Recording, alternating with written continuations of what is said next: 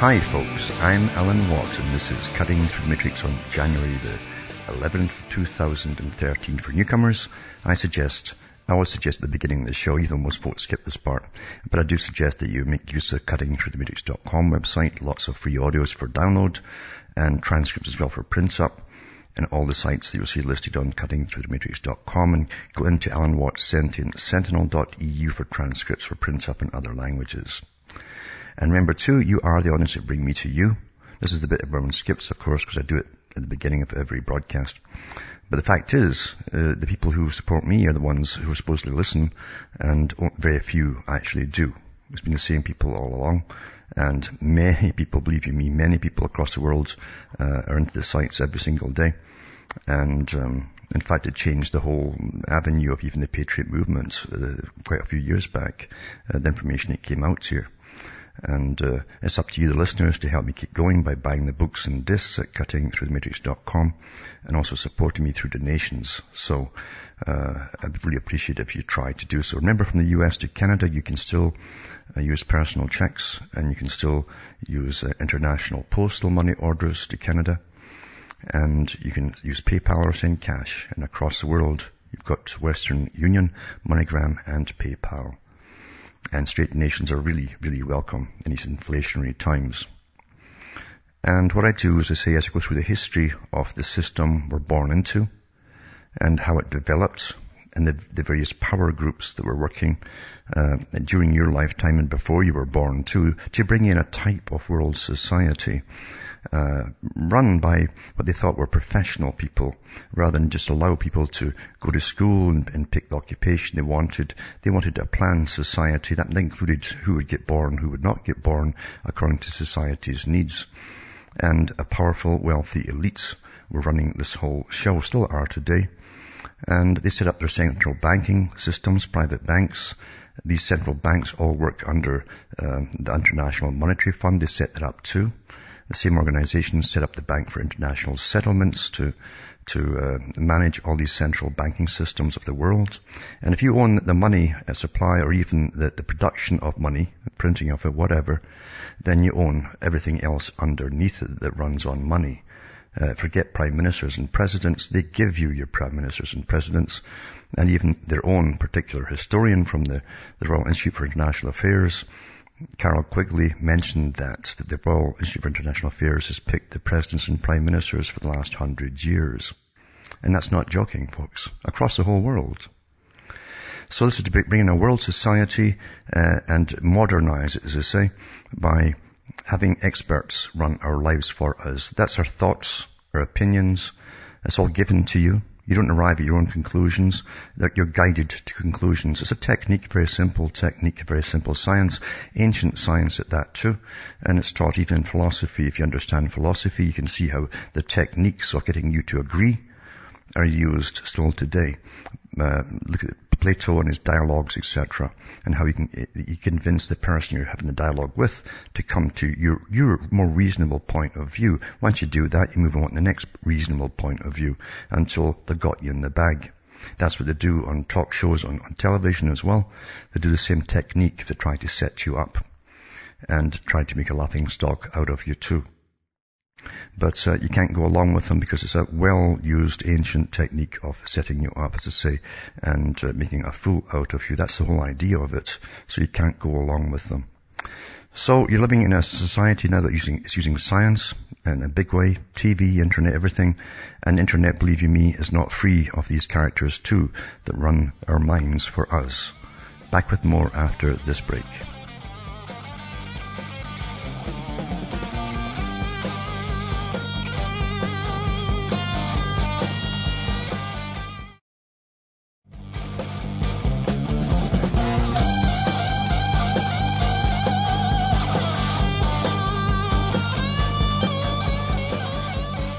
Hi folks, I'm back. We're cutting through the matrix, and you understand too, as I say, a particular culture wanted to dominate the world, and it was well structured. It was a very old culture, and had problems from other countries in the past, and they set up their own organizations.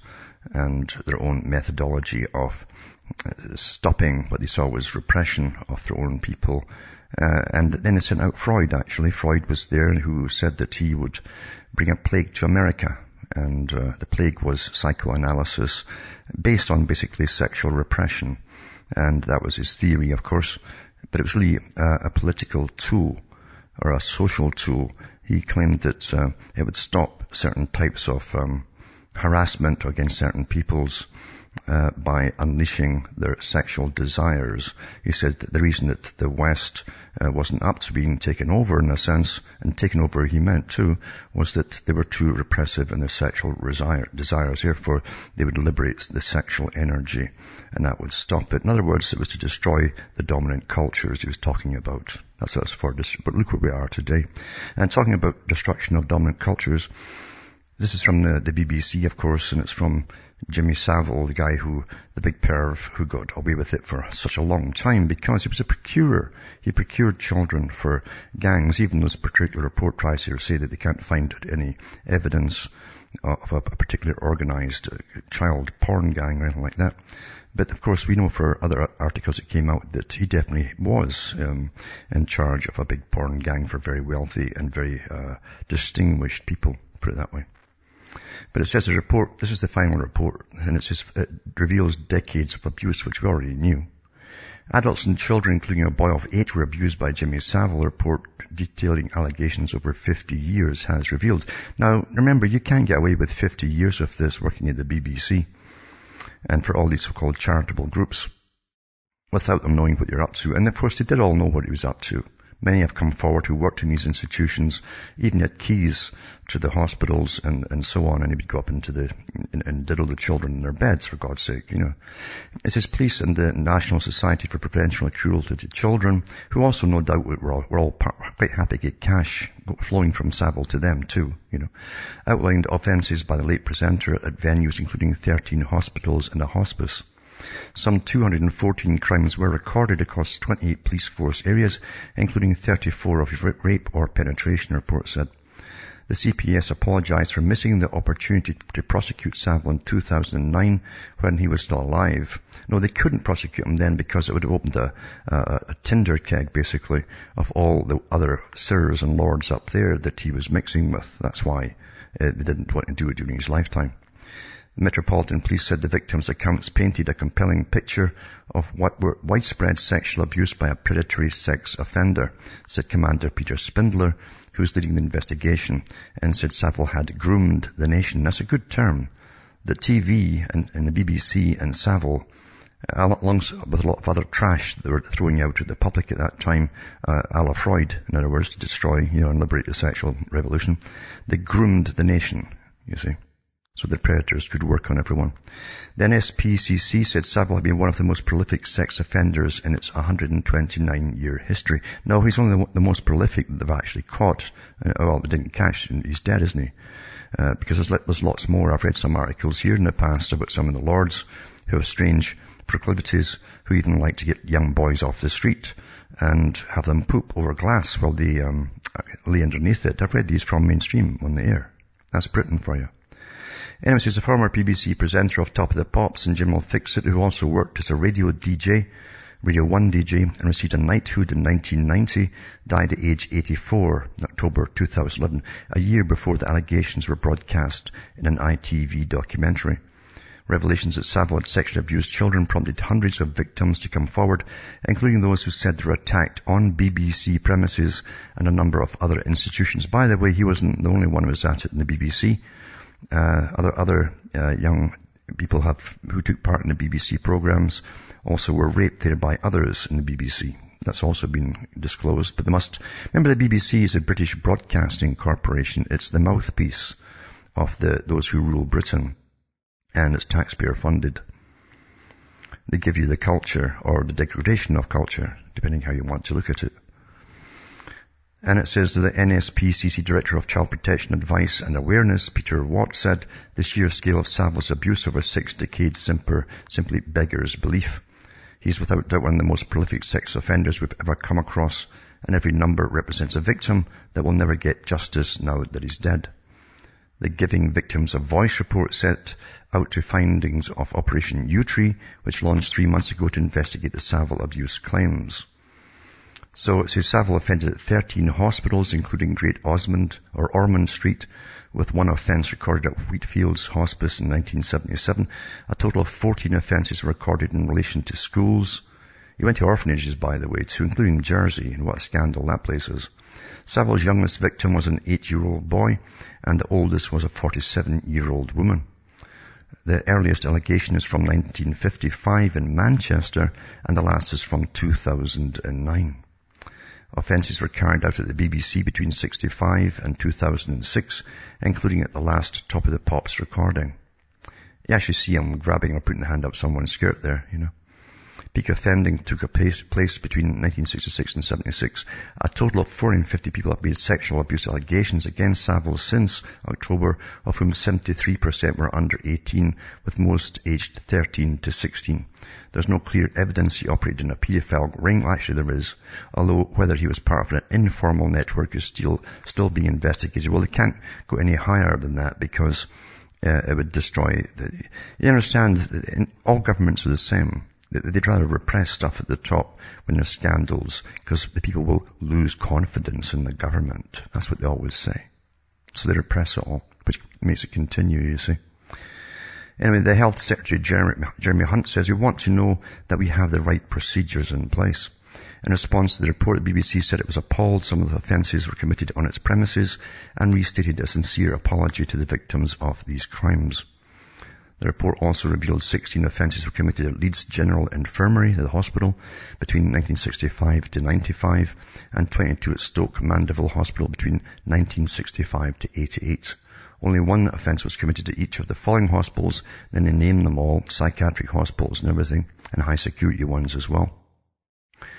And this is Health Secretary Jeremy Hunt said he wanted to be able to assure the National Health Service patients, these are the ones who are all getting buggered, folks, that it would be much, much harder for abuse on such a scale to happen again by establishing whether the National Health Service procedures were to blame. All the nurses knew what was going on, and they were told not to open their mouths about it. And that all came out too during the inquiry. He told BBC Radio's 4 World at one programme that the scale of the challenge for the NHS's investigation of Savile's abuse on its premises was absolutely huge, because it would cover a period of 40 years. In the Shadow Home Secretary, Viet Cooper, called for a proper overarching review led by child protection experts into why everyone failed. Well, why bother with these experts? Because they all knew what was going on at the time, folks. A myriad of small reviews and inquiries into how it could happen in different hospitals or the BBC are just not enough. And the Crown Prosecuting Service also published a review of a decision in 2009 not to charge Savile with sexual offences in relation to 4 complaints made to police in Surrey and Sussex. See, when you're awfully famous, you see, and you've been given that little dabbing under the sword by the Queen, nobody's going to touch you. And Savile pretty well said that too. So it won't go any further, and they're telling you basically, listen, this won't go any further. Try to put it all on Savile. There was a lot more than Savile involved in this, and they all darn well know it. But they won't go any further with it. So that's that. A little bit about Freud, as I mentioned too. When Freud came to America, as by the Chronicle Review, and talks about, it doesn't go into, by the way, why he was using the sexual liberation technique, but you have to go into the Frankfurt School to see, because you find that the authors, they were much more frank as to why they were pushing this sexual liberation, which was also to destroy the dominant cultures, by the way, so that another culture could take over. And after reading that now about Savile, you've got this article here. It says, lowered the age of consent to just 14, say, civil servants. These are the people who work as bureaucrats and politicians for Britain. And let's make nudity on the streets legal too. Civil servants were asked for ideas to cut state intrusion into everyday life. An outrageous suggestion to lower consent age was rejected by some of the ministers. But reforms to nudity laws are still being considered, sources say. You see, the same agenda that Freud brought over is still on the go, folks. Often by the descendants of the same people who started off in the first place.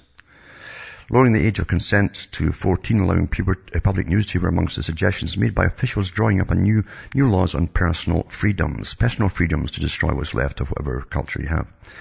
Number 10 asked civil servants to produce a list of ideas that could be included in legislation to reduce state intrusion into everyday life. I guess they're talking about things like Jimmy Savile. If you just lower the age of consent, then you can screw whoever you want to, I guess. The outrageous suggestion to lower the age of consent had been rejected out of hand by ministers and their advisors.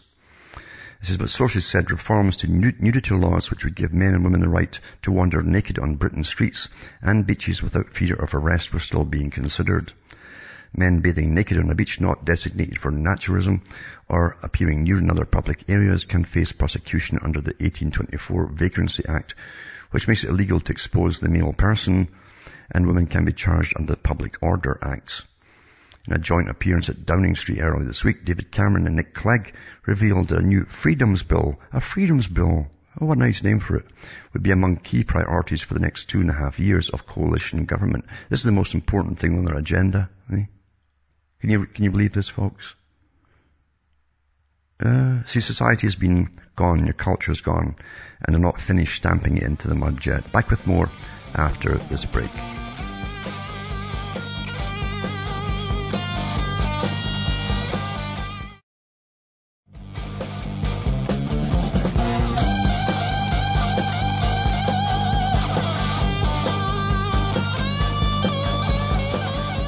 Hi folks, I'm Alan Watt and we're cutting through the matrix, talking about the system that you're living in, which didn't just arrive by itself. It's always guided.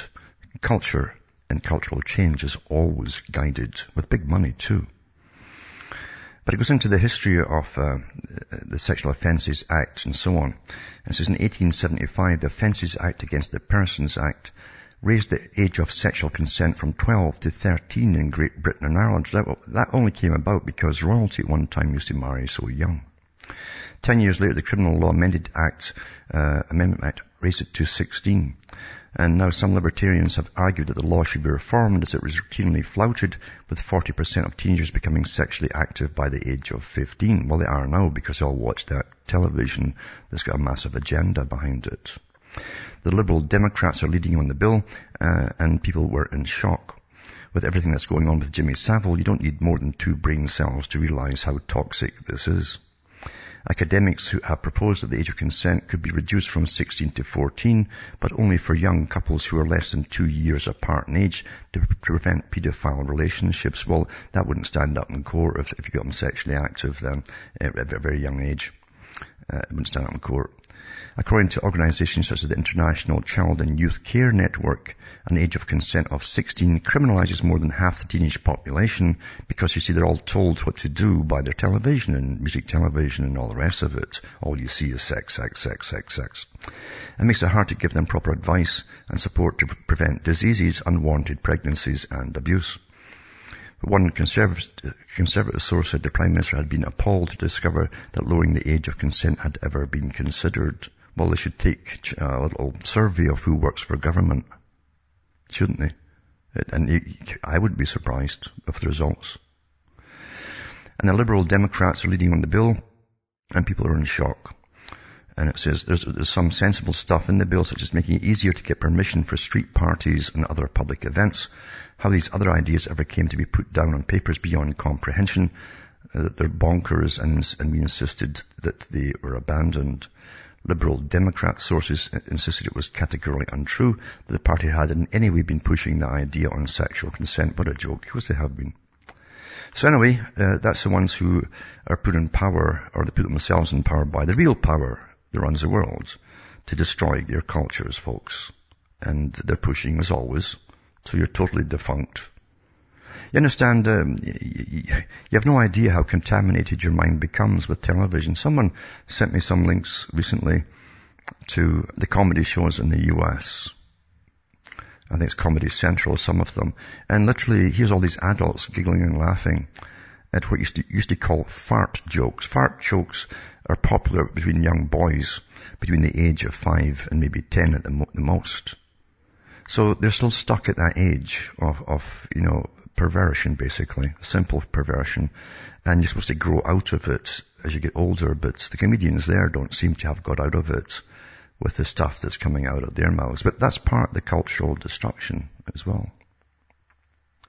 And it's not a matter of having choices. This is a plan to destroy what's left of culture. And you already see the chaos of the damages done already with the massive abortion industry, which had to come out of the same slime, obviously, of promotional sex, and thrown it everywhere. Just do it, just like the ads say, just do it. And the unwanted pregnancies too, then single mother parent families, children having children, and the state pays for the tab. In other words, the public pay for it all, which is the big part of the banking system you live under. They love big welfare systems as part of their control over you. It's not about stopping you having fun, folks. Also put up an article tonight to do with illnesses in unvaccinated children. Studies have been done between those who had vaccinations, and they found out that the unvaccinated children are far less likely to be affected by common diseases than the vaccinated children. There's quite a lot of studies being done, actually. Due to the fact that the majority of children in the survey are between 0 and 2 years of age, and some diseases generally do not appear in this age group, the results are subdivided into different age groups.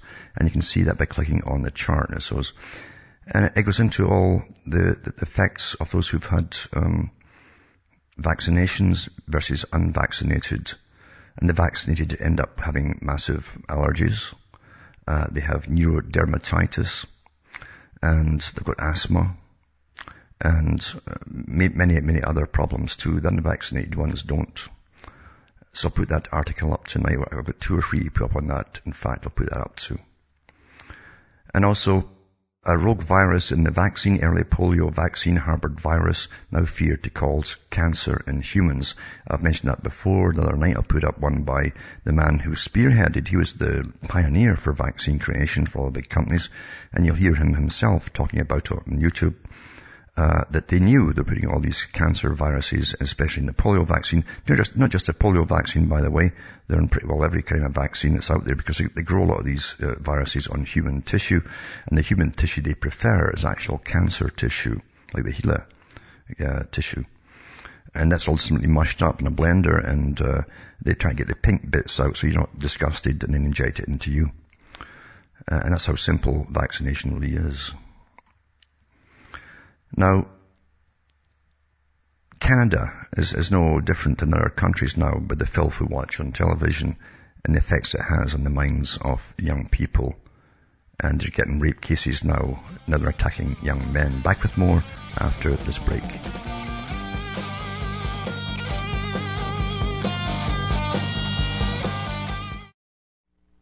You're listening to the Republic Broadcasting Network, because you can handle the truth.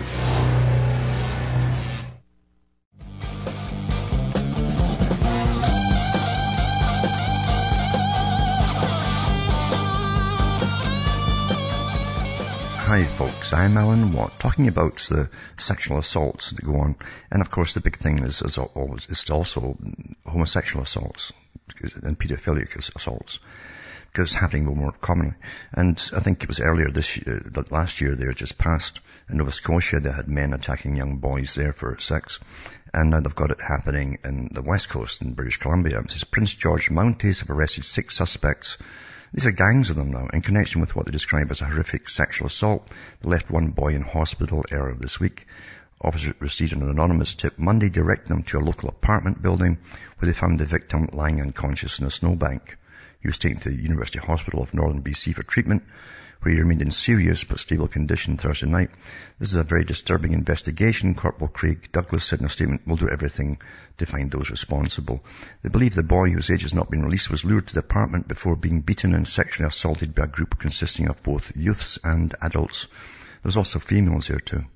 A second boy is believed to have been lured to the same apartment but suffered a less severe attack. Investigators eventually identified 6 suspects, all of whom have been arrested and remain in custody. They include a 20-year-old woman, an 18-year-old man, and 1 girl and 3 boys whose ages have not been released. None of the suspects have been charged or identified. Police say they are due to appear in court later this week. And then they're asking for information. But this is again from the boob tube and the cultural degradation, because all you get now through what you're watching is degradation. It's weaponized. You understand? Your entertainment is totally weaponized for a reason. It's not just money. You've got big bucks, all right, but it's not just money. Hope you understand that. And also this article here, it came out to do with Planned Parenthood, which is to do with abortions across the planet. Planned Parenthood, it sounds different than abortions, you see. And there's a great history to that as well. I could go into that forever, but I won't bother. And it says, in its newly released annual report for fiscal year 2011 to 2012, Planned Parenthood records no less than 333,964 abortions for 2011. This is just one organization. In the same report, the organization states that 45% of its revenue in that year came from taxpayers. So you see, you do pay for the fallout. Town Hall reports that over the past 3 years, Planned Parenthood, carrying the slogan, care no matter what, performed nearly 1 million abortions. By the way, they don't just toss those babies away. They can sell the parts, for serums and things like that, stuff to inject into you and all that kind of stuff. And it says in the preface of the report, the organization's chair and president state, "We're so proud of this year's many successes and deeply grateful to all the partners, supporters, volunteers, staff, and friends who helped make them possible." Well, the majority of the revenues received by Planned Parenthood in 2011 consists of the taxpayers, contributing to no less than 45% of all income. Contributions from friends make out only 26% of the total revenue received in 2011, while another 26% is from non-governmental health services. One way or another, it's all funneled through the government, even from the foundations. Planned Parenthood, described by Douglas R. Scott Jr. as the most proficient killing machine in America, and that's true. They're all about gun control and gun shootings. Well, look at the record of this bunch here. This is heavily involved into the Obama campaign. Here's a depiction of PP's President Cecile Richard, leaning no doubt as to her political allegiance. As Politico reported during a Democratic convention late last year, the current Democratic platform is carefully avoiding taking a stand on one of the most decisive or divisive issues in the U.S. today, the practice and principle of terminating unborn life. And it depends how you even phrase it. It depends on what religion you believe, you see, because a certain religion doesn't believe you have life until you're born. It doesn't matter, it's been growing inside you all that time. They see that's part of the woman's appendages. And that's taking the predominant view over other predominant religions. Instead, the current Democratic convention hopes to avert the looming spectre of electoral defeat, addressing the issue indirectly, framing the issue in such euphemistic words as human rights, empowering women to make their own decisions, and last but not least, reproductive health. As national polls have indicated, a majority of Americans favors more strict regulations in regard to abortion. The Democratic National Convention therefore has carefully avoided using the A word. After all, campaigning history has shown that such words can and will be used by the other side to slam the Democrats for recklessness at election time. Rather than taking their positions on the subject, the Democrats have included typical United Nations euphemisms designed to make abortion an issue of human rights. As a political article puts it, don't expect them to focus on abortion or even necessarily use the word. Instead, they'll defend Obama's record on reproductive health and reproductive rights. And as they have before, they'll accuse the GOP nominee, Mitt Romney, and his party of waging a war on women. And they use all these techniques. You don't understand, everybody's been used, understand, by a particular group that wants to dominate the world. They've done it already, in fact. It's been done. And all this is just the chaos. And again, the planned society. It's not just Planned Parenthood. Remember, planned society, underneath that comes many of the different parts of the plans, and one is Planned Parenthood, you see. Old stuff written about from the eugenicists long ago. It says, in the rhetorical maneuverings, the Democratic Party has attempted to play into the feelings of the majority of pro-choice party members, while at the same time avoiding direct clash with the majority of the American people, not quite as inclined to embrace abortion as a morally viable option. I don't think it really matters, because folk don't realize how much their minds have been poisoned by what they laugh at as entertainment. And it really does affect you. It's meant to. It's weaponized by specialists. I mentioned too that the Council on Foreign Relations is part of the big world governmental system. This is simply one of the branches of the Royal Institute for International Affairs. You can't call them royal in America, so they call it the Council on Foreign Relations. Same in the European Union. Every member of parliament over there and the guys who run it all at the top, the shadow bunch, are all members of the European Council on Foreign Relations, and George Soros is the head of that one. And the top bankers in the world set up the Council on Foreign Relations, and they set up the Royal Institute for International Affairs. But they've always pushed for intense multiculturalism as an intention to destroy dominant cultures so as they can be replaced. That's the real reason for it, not to bring world peace.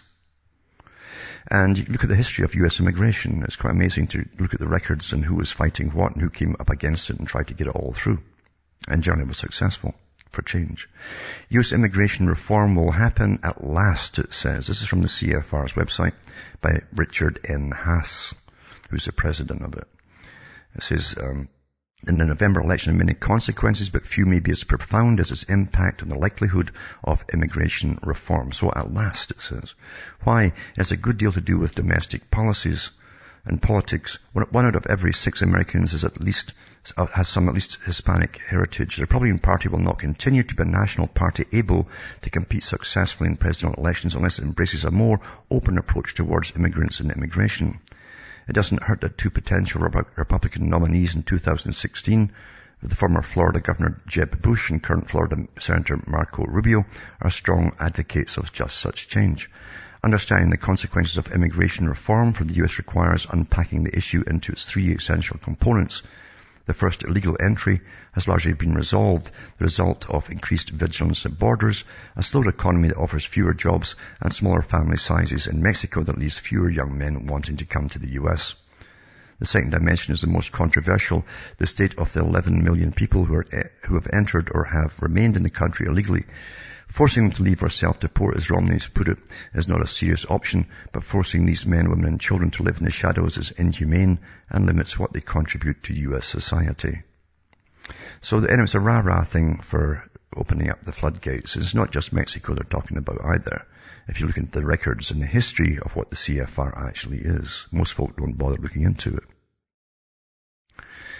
And also, too, with the future going along the way of Demolition Man and everything else, and all the other sci-fis have given you, and with the higher tech weaponry, they're way ahead of anything they show you, by the way, on movies. They're way, way ahead. They're light years away ahead with high technologies. But with drones coming and drones policing and all the rest of it, and drones being used in the military, it says Rheinmetall demos laser that can shoot down drones to give you a little show of how this thing automatically can track drones and shoot them down with lasers. So the laser weapon system that can shoot down 2 drones at a distance of over half a mile, or over a mile has been demonstrated by Rheinmetall Defense. They're not the only ones that have them. I saw one earlier in the year where a US company had them as well. These things automatically zone in very quickly and just laser them out of existence. They've used lasers, by the way, for many, many years. They've even brought down planes in the past and blamed it on terrorists. But that's a different story. And the big bank, it wasn't a crash, it was a planned takedown by the bankers themselves, who met years before the crash and discussed how they're going to make billions off of worthless mortgages by jacking up their prices and pass them around and sell them to each other, and that they're just too big to fail then. They had actual meetings with the top bankers, and they said the American citizens would have to bail them out.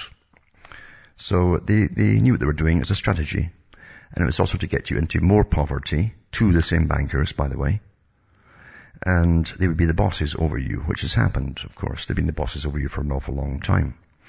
But it's the same farce of it still going on. It says Bank of America has to pay Fannie Mae billions to settle mortgage claims. They're still fighting between each other as they pass these worthless mortgages on and jacked up the prices.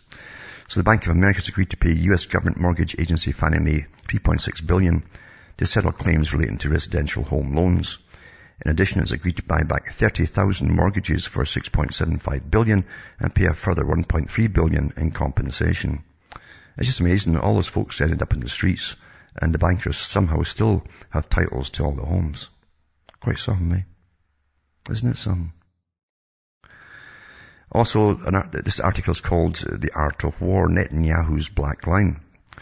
And it says, Israeli Prime Minister wanted to impress the public opinion by brandishing a naive drawing at the podium of the UN General Assembly. We all saw it. You had that round type Inspector Clouseau bomb, with a little fuse on top that you light.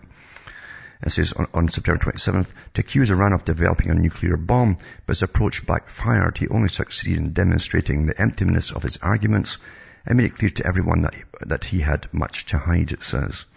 We know that what the Iranian nuclear bomb looks like is a ball with a fuse lit, as portrayed in children's comic strips. Israeli Prime Minister Netanyahu presented the drawing at the UN General Assembly, and just like a nursery school teacher, he pulled out a felt pen and drew a beautiful red line intersecting the bomb. Here, he said, is where the world's most dangerous terrorist regime lives. The Iranian must be stopped before they get enough enriched uranium for the first bomb. A completely different scenario should have been presented at the United Nations, that of the powerful Israeli nuclear arsenal surrounded by the black line of secrecy and omerta. According to James Defense Weekly, Israel, the only nuclear power in the Middle East, has 100 to 300 nuclear warheads ready to launch ballistic missiles, which, as in the case of the Jericho 3, can reach a range of 8,000 to 9,000 kilometers. Germany supplied Israel, as a donation or sold at bargain price, 4 modified Dolphin submarines, in addition to the original 6 torpedo tubes for launching short-range cruise missiles.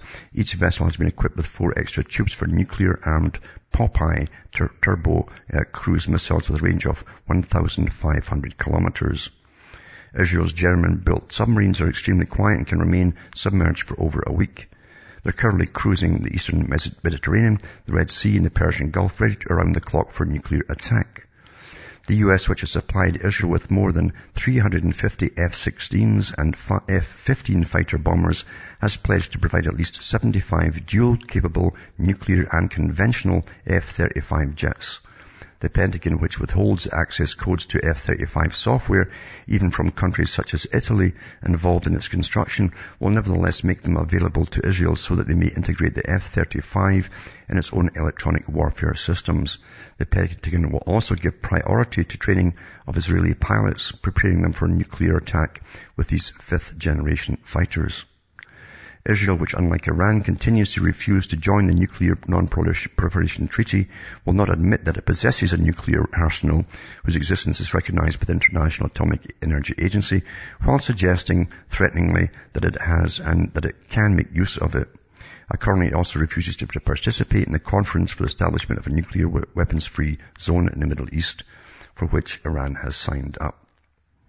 And then meanwhile, Israel, which according to SIPRI, has produced up to 2011 690 to 950 kilograms of plutonium, continues to turn out sufficient quantities to produce each year from 10 to 15 bombs of a power equal to that of Nagasaki. It also certainly produces tritium, a radioactive gas with which it manufactures new generation nuclear weapons. These are what they call field nukes. These include mini nukes for deployment in a minor theater of war and neutron weapons which generate low radioactive contamination but greater lethality due to their fast neutron emission, the most appropriate for striking objectives at a close distance from Israel. And it says the Arab states, members of the International Arab Energy Agency, had prepared a resolution on Israel's nuclear capabilities, have under U.S. pressure agreed to delay its submission until 2013. Meanwhile, the wick of the bomb, not the one on the drawing, but the real one in Israel's possession, can be lit at any time. And this article too, it's quite interesting as well. It says non-governmental organizations. Now you've got armies and armies and thousands of them, thousands of armies of NGOs across the world, all connected together through central heads that manage them all, bound to the big foundations, the tax-free foundations, which is actually the parallel government. That's what Quigley and others have called them. And they are. They are the ones who are always lobbying government for changes to societies, etc., all in course with the original agreements drawn up when all these front foundations, the big bankers, came into being, these tax-free foundations. For charities, you understand. And they have these NGOs who are well paid at the top, better than politicians and so on, still call themselves charitable institutions, lobbying to change all our ways of life, It says NGOs plot wave of criminal referrals to legitimize the International Criminal Court. Now, when they set up the League of Nations, they also set up the embryo of an international criminal court for a global society. That's how old the system is. And to give it legitimacy, they've got to start taking various crimes and referring them to the criminal courts, who will then accept them. The more they accept, the more it legitimizes itself. That's how things become legal, just through time and use. So this article here says the NGOs submit evidence to the ICC on crimes against humanity and impunity in Honduras, and they call on the court to take up the case. Today, 2 leading human rights organizations submitted evidence to the International Criminal Court in The Hague, including expert testimony, periodic compilations of crimes against humanity committed in last year, and evidence showing there's been no accountability so far for the crimes in Honduras since the 2009 coup. The Center for Constitutional Rights and the International Federation for Human Rights made the submission. So they're pushing for it to have full legitimacy across the world. Back with more after this.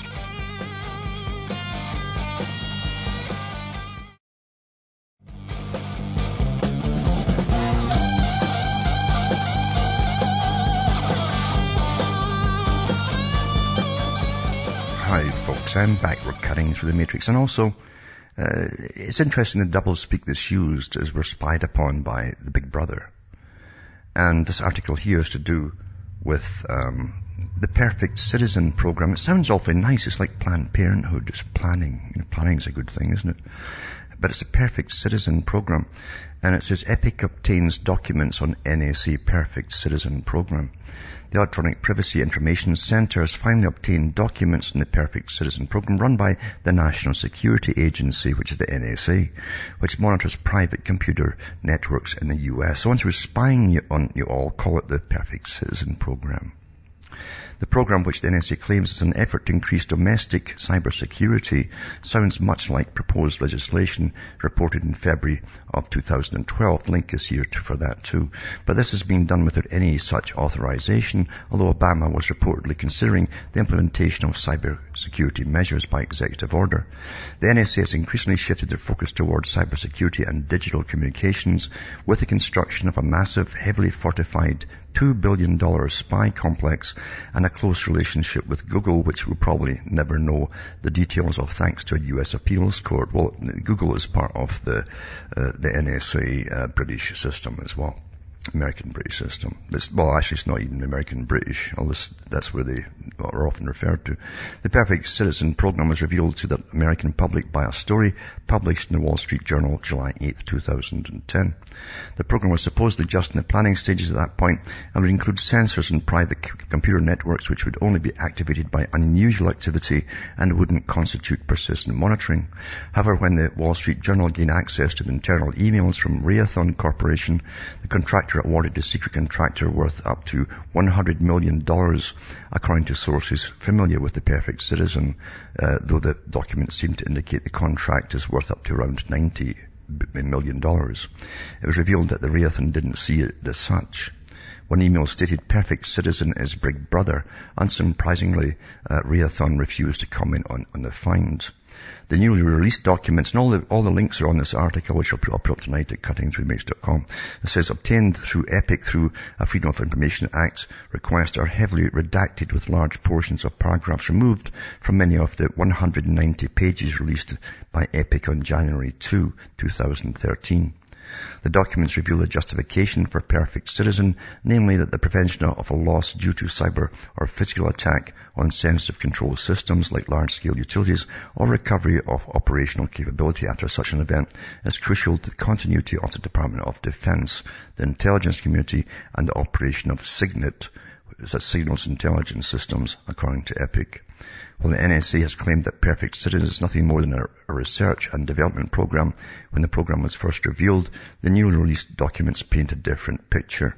The documents obtained by EPIC suggest the program is operational Indeed, the documents seem to show a fully operational program, even with a great deal of redaction in the critical areas. I said, did I forget anything or miss any errors? Would you like to make me aware of the story of the subject or cover? And so on. And I give you an email. This guy gives you an email of where to contact him. But remember, that's the Perfect Citizen program. It's a spy system on all of you. Everybody. That's what it's all about, folks. This is the brave new world to bring you into, because certain people thought you was too dumb and stupid to rule your own lives, you see. Mind you, the media has gone to great lengths with entertainment to try and make it that way. And unfortunately, a lot of people grow up with this degraded system, thinking it's all quite normal. And we become what they want us to be, but it's up to you to stop it. And it's quite easy to stop it for yourself. From Hamish myself from Ontario, Canada, is good night to me. Your God or your gods go with you.